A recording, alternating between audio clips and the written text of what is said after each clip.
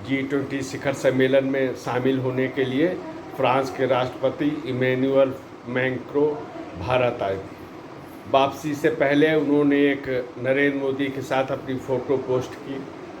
उस फोटो के नीचे देवनागरी में लिखा था वसुधैव कुटुंबकम, और फ्रांस के राष्ट्रपति ने इसका फ्रेंच में अनुवाद भी लिखा, इंग्लिश में अनुवाद लिखा, और इसका भाव भी लिखा कि वसुधा को एक कुटुंब मानने का ये विचार जो भारत का है, यही वसुधैव कुटुंबकम है।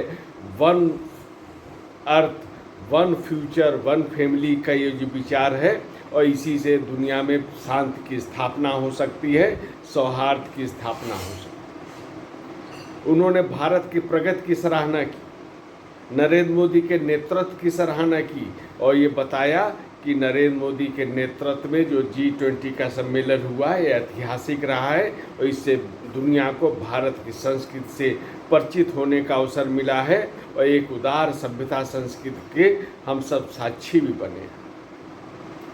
विडंबना देखिए, लगभग इसी समय जो भारत का विपक्षी अलायंस है, उसके नेता राहुल गांधी फ्रांस में थे। अब उनके वहाँ पे बयान देखिए। कभी कभी तो इस बात को लेकर आश्चर्य होता है कि भारत के लिए जब कोई गौरव का अवसर होता है, भारत के लिए कोई राष्ट्रीय हित का संरक्षण करने का, संवर्धन करने का अवसर होता है, उसी समय कौन ऐसी संस्थाएं हैं जो राहुल गांधी को विदेश आमंत्रित करते। कुछ समय पहले नरेंद्र मोदी अमेरिका गए तो उसके ठीक पहले राहुल गांधी को आमंत्रित किया गया था। इस बार जब G20 का सम्मेलन चल रहा था, भारत के सभ्यता संस्कृति का दुनिया में उद्घोष हो रहा था, उसी समय राहुल गांधी को फ्रांस में आमंत्रित किया गया। यूरोप के कुछ अन्य देशों में भी गए। हर जगह एक जैसी बातें करते हैं वो। उन्होंने कहा जरा उनके शब्दों पर, उनकी लाइनों पे गौर करने की आवश्यकता है। एक तरफ G20 में भारत के विरासत का उद्घोष हो रहा है, राहुल गांधी कहते हैं कि भारत में इस समय लोकतंत्र नहीं है, संविधान पे हमला किया जा रहा है, गरीबों को, मुसलमानों को, पिछड़ों को, अल्पसंख्यकों को, दलितों को, सबको निशाना बनाया जा रहा है, आवाज़ दबाई जा रही है, बोलने की स्वतंत्रता नहीं है। और इसके बाद एक शब्द वो कहते हैं कि भारत की आत्मा पर हमला किया जाए।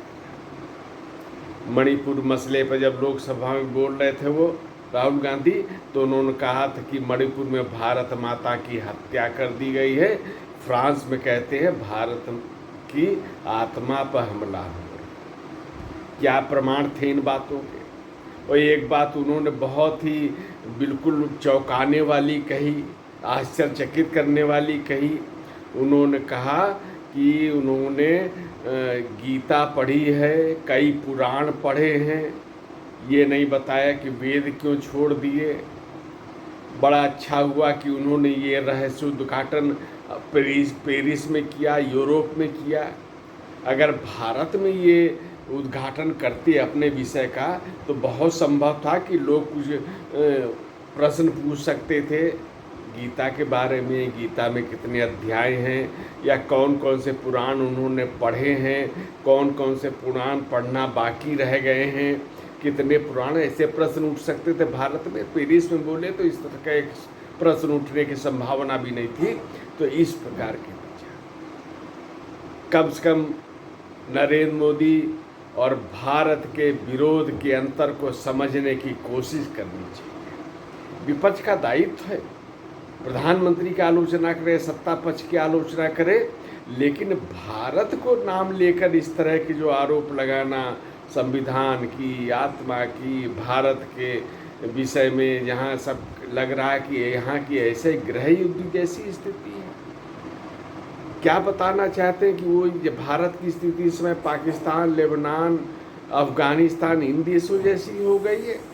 निश्चित रूप से ये जो जिस प्रकार का बयान विदेशों में दिया गया, निश्चित रूप से बहुत आपत्तिजनक। भारत यूं ही नहीं 9 वर्ष में 5वीं सबसे बड़ी अर्थव्यवस्था बन गया है, क्योंकि यहाँ पे शांति का माहौल है, सौहार्द का माहौल है।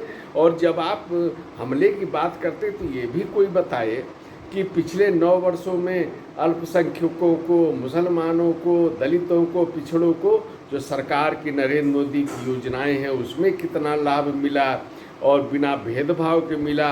और पिछली जो सरकारें थी, आज जो प्रदेशों की सरकारें उसमें क्या स्थिति है, जरा वो भी बताती हो।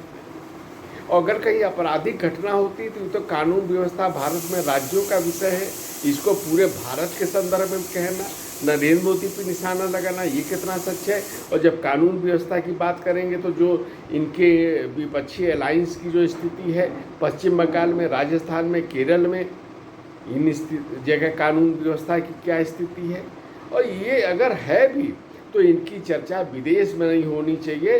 अगर भारत की कोई समस्या है तो उसका समाधान भी भारत में होना चाहिए, उसकी चर्चा भी भारत में होनी चाहिए और विपक्ष के नेताओं को ये धर्म तो निर्वाह करना ही चाहिए। लेकिन एक अच्छाई यह है कि राहुल गांधी का प्रभाव अभी इतना नहीं है, विश्वसनीयता इतनी नहीं कि भारत की छवि को नुकसान पहुँचा पाए, लेकिन उन पे छवि पर जरूर इसका विपरीत प्रभाव पड़ता है, इस ओर ध्यान रखना चाहिए।